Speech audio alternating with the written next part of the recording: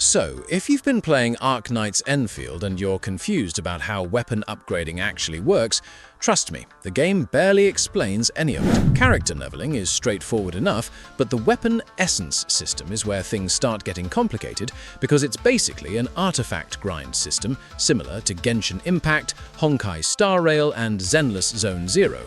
Except here, it feels way less direct and a lot more RNG heavy. The first thing you need to know is that every weapon already has specific stats it wants. In my case, I was building Fang Yi's signature weapon, the Lone Barge, and the important stats for that build were Will, Attack, and Suppression. That part matters because your entire farming process depends on targeting the correct essence pieces. If you're farming the wrong stats, then honestly the rarity doesn't even matter because the build just won't scale properly. Now, when you go into the Energy Alluvium section, different bosses drop different weapon essences, so before spending any stamina or resources, you need to check which bosses actually have the weapon set you need. For me, only 2 bosses had the correct pool, so those were the only stages worth farming. And this is where the RNG starts, because first you need the correct essence set to drop, and then you still need the correct stats on top of that. The game does give recommendations if you switch weapons around on a character. It'll show suggested stats depending on the weapon you're using.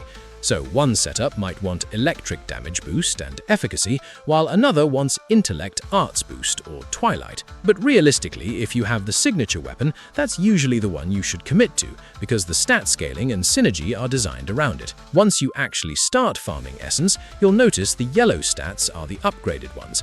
Most pieces start low, maybe 1 in Will, 1 in Attack, 1 in Suppression, and your goal is basically pushing those values higher over time. Before farming, though, you have to pre-select the stat categories you want, and the game limits how much control you get over the process. You choose 3 possible main attributes, then 1 category between secondary stats or skill stats. Most players are just going to prioritize the core stats their weapon needs, because the RNG is already rough enough. For me, that meant targeting Will, Attack, and Intellect as the main options, while trying to force Suppression on the secondary side. And honestly, if your weapon scales heavily off Suppression, it's usually better to directly target that stat instead of hoping RNG gives it to you naturally. If you're farming more casually though, you can go broader with Attack, because sometimes you'll still land decent substats anyway. Another thing the game barely explains is the permit system. Every region has its own engraving permits, and you need those permits to actually farm essence consistently.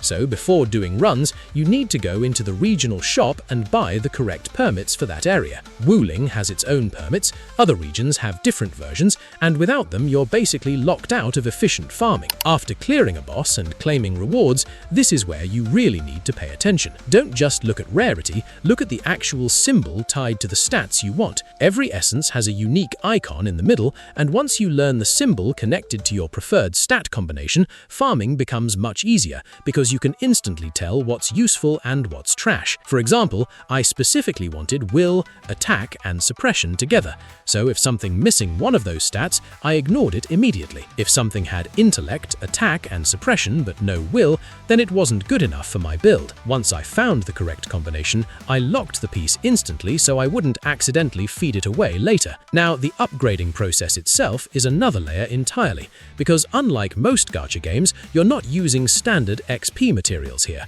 Your actual XP comes from farming good essence combinations, rolling the correct stats, then feeding weaker essence into stronger pieces while dealing with another layer of RNG upgrades on top of that. So if your character still feels weak even after leveling, there's a good chance this is the part you're missing.